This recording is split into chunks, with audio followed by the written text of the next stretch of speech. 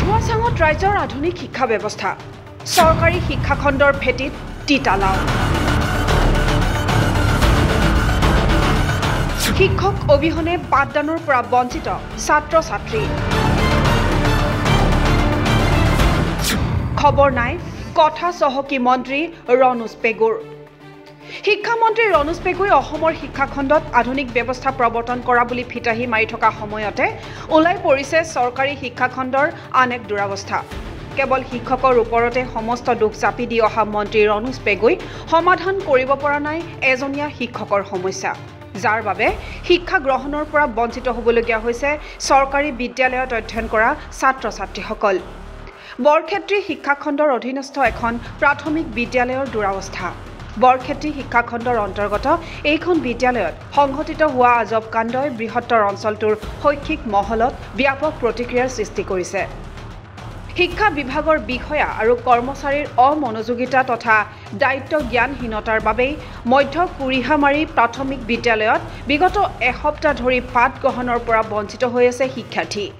খবৰ অনুসৰি 180 জন ছাত্ৰ ছাত্ৰী থকা বিদ্যালয়খনৰ একমাত্ৰ তথা প্ৰধান শিক্ষক ইব্ৰাহিম আলী যোৱা এসপ্তাহ ধৰি উচ্চ ৰক্তচাপজনিত কাৰণত গুৱাহাটী চিকিৎসা মহাবিদ্যালয় হস্পিটেলত চিকিৎসাধীন হৈ আছে তেতিয়াৰে পৰা বিদ্যালয়খনত হোৱা নাই এটাও পাঠদান আমাৰ এই প্ৰাথমিক বিদ্যালয় শিক্ষক কেইজন একজন এটা কি হৈছে বৰ্তমান অখ হৈছে বেলেগ শিক্ষক নাই নহয় লাগে না শিক্ষক হয় লাগে এক সপ্তাহ ধরে নাই শিক্ষকজনৰ অসুখ হৈছে নেকি হয় বেলেগ শিক্ষক আহা নাই না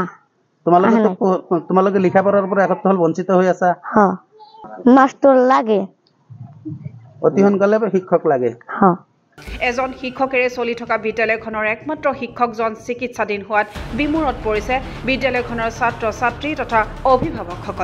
অভিভাৱকসকলে অভিযোগ কৰা অনুসৰি বহুদিন ধৰি মাত্ৰ এজন শিক্ষকে পাঠদান কৰাৰ বাবে বিদ্যালয়খনৰ ছাত্ৰ ছাত্ৰীসকলৰ শিক্ষাৰ ক্ষেত্ৰত বহু অসুবিধা হৈ আছিল এতিয়া একমাত্ৰ শিক্ষকগৰাকীও অসুস্থ হৈ চিকিৎসাধীন হৈ থকাৰ বাবে বিদ্যালয়খন বন্ধ হৈ আছে উক্ত বিষয়ে বৰক্ষেত্ৰী খণ্ড প্ৰাথমিক শিক্ষা বিষয়া দীপক শৰ্মা আৰু CRCC তবিবৰ ৰহমানক বাৰম্বাৰ অৱগত কৰাৰ পিছতো কোনো গুৰুত্ব প্ৰদান নকৰাৰ অভিযোগ ব্যক্ত কৰিছে অভিভাৱকসকলে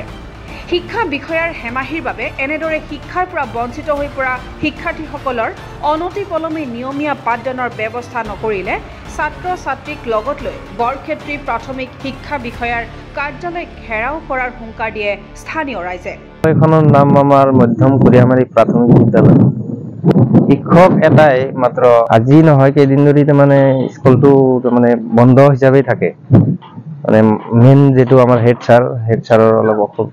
কিবা বেমাৰ হৈছে GMCত আছে এতিয়া আমাৰ ল'ৰা ছোৱালী গিলা মানে যদি এনে স্কুল বন্ধ হৈ থাকে এনেতে বেয়া হৈ যাব সেই হিচাপত আমাৰ গভৰ্ণমেণ্টক মানে আমি বিনম্ৰ অনুৰোধ কৰো যাতে আমাৰ এই স্কুলখনত মাষ্টৰ মানে এটা দিয়ে এতিয়া বৰ্তমান এসপ্তাহ এজনো নাই যে আপোনালোকৰ মিডিয়াৰ যোগেদি মানে যদি এইটো কিবা এটা কৰিব পাৰে স্কুলটোত মানে যাতে মাষ্টৰ আহে সদায় ছাৰটো বেমাৰ হৈ আছে মেডিকেল গৈছে বেলেগ অহা নাই কিমান দিনৰ বন্ধ আছে এসপ্তাহ ধৰি বন্ধ হৈ আছে নাই কোনো পঢ়া মানুহ নাই এইখান মই মুখ্যমন্ত্ৰীৰ আগত আবেদন জনাইছো শিক্ষক লাগে এটা শিক্ষক অসুবিধা বেমাৰে পৰি আছে আৰু এইখান কোনে স্কুলটো চলাব আৰু মই আৰু এটা শিক্ষক মোৰ হিচাপে লাগে আৰু সেইটো মই মুখ্যমন্ত্ৰীৰ আবেদন জনালো এতিয়া আমাৰ মাষ্টৰ লাগে এটা মাষ্টৰ ইমান ছাত্ৰ প্ৰায়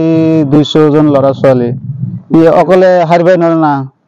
কেনেকৈ পঢ়াব এতিয়া অসুখ হৈ আছে চাও এতিয়া মেডিকেলত পৰি আছে এতিয়া স্কুলখন বন্ধ হৈ আছে আৰু সেইকাৰণে মাষ্টৰ লগা হৈছে এতিয়া আমাৰ মধ্যম কুৰিহামাৰী প্ৰাথমিক বিদ্যালয় মোকালমোৱাৰ পৰা আমজাদ হুছেইনৰ ৰিপৰ্ট NV Live